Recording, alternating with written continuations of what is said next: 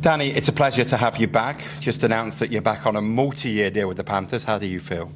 Really good, really excited. Obviously, I've enjoyed my time here so far with the club and working with both staff and players, and I'm excited to see how we can push this thing further. I think when you signed, we talked about you wanted to win, but it was all about competing again. Although you haven't won yet, playoffs just around the corner. Do you feel you've achieved that in the fact that you've competed night in, night out, and you took it down to the penultimate game?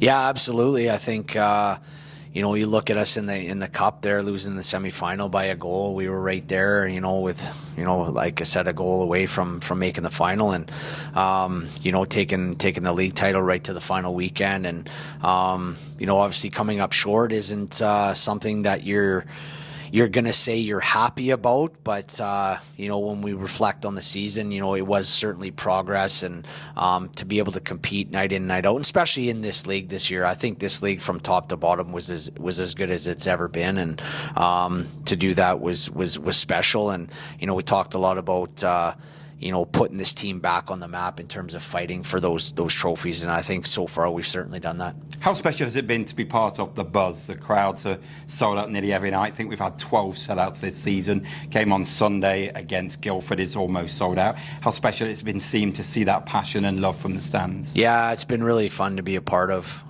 This building's so electric, and came here as a visitor for 17 years, and to be on the right side of it was something special. And we have a lot of big moments here in this building this year. We've played good hockey, and the fans have played a big part in that as well. So, it's good to see. I want to come on to one or two of the big moments, but I want to go back to the start and maybe more of a difficult question. We were 4-7 at the start of the league season.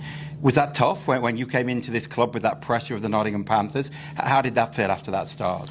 I may be tough in the sense that, obviously you want results and you want that immediate success, but I think I came into this season knowing that it may take some time, and obviously the cup we played really good hockey, but then in the league, we lost a few games there by small margins, and I don't want to say it was tough. Like I didn't at any point feel like the pressure in my first year, and just getting off to that start. Now, if that would have continued for the next 10, 20 games, then possibly yes. But I knew we had a good group. I knew we had more than what we were showing, and at times you just got to be patient. And like I said, if we'd been losing those games by 3-4 goals every night and getting outplayed, then that's a different conversation. But the structure was there, the execution was there. We weren't scoring those goals at opportune times. And I think once we got through that, those moments started to happen to get us over the line. And I think it's important too for people to realize, and there was a lot of things at the start of the year that I think the returning group and staff still had to get through, and I think everyone knows what I'm talking about. And I don't like to make excuses, but there was some tough moments. The 1-year anniversary of Adam Johnson, and the night where we recognized and retired his jersey, like those were big moments for our guys. And I think once they got through those things and then built that camaraderie with their teammates, you could see the results on the ice. I think it's an easy thing to say. A player will always go, it's a great dressing room. I think that's kind of a cliche, but I felt that from the start. Sam Hare came out and did an interview when things weren't going quite well and talked about how things would be okay. See, Garrett had only been here a couple of weeks, and we did an interview, and he said, this is an insane group of guys. Did you get that feel early on that you'd got a bond of guys that could be useful for you? Yeah, early on, I knew we had a room full of good people. And there wasn't going to be any bad apples in here. Sometimes over time that can possibly change, but we were confident. But as being good people and coming together is two separate things.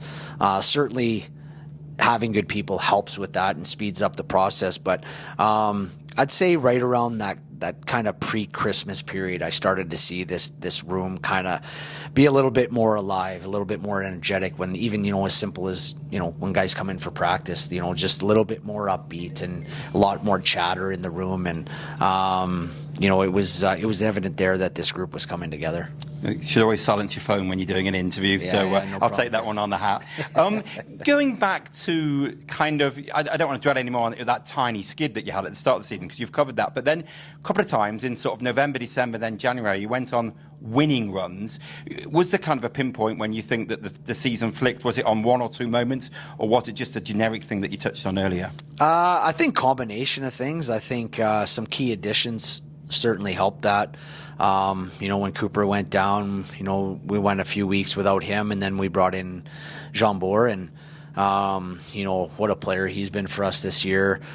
We added Mitch Fossier, and I think those early we talk about that start, and a lot of those were 1-goal games, and when Mitch came in, and I think still to now he finished right up there and top for points per game, and I think when he was helping us get that extra goal or two a game, it really helped us, and then through that you gain confidence, and our goaltending's been phenomenal this year. Ryan Bednard was unbelievable the first half of the season, and unfortunately when he picked up his injury, again we added Jason there, and he came in and just again unbelievable, and I think those things combined has really contributed to a good room, a good leadership group, and just a team that's just been bought in all year, and that's equal to success. Can you pinpoint one of the best moments? I mean, I'm asking you the question, but a couple that spring to my mind was that first win in Sheffield.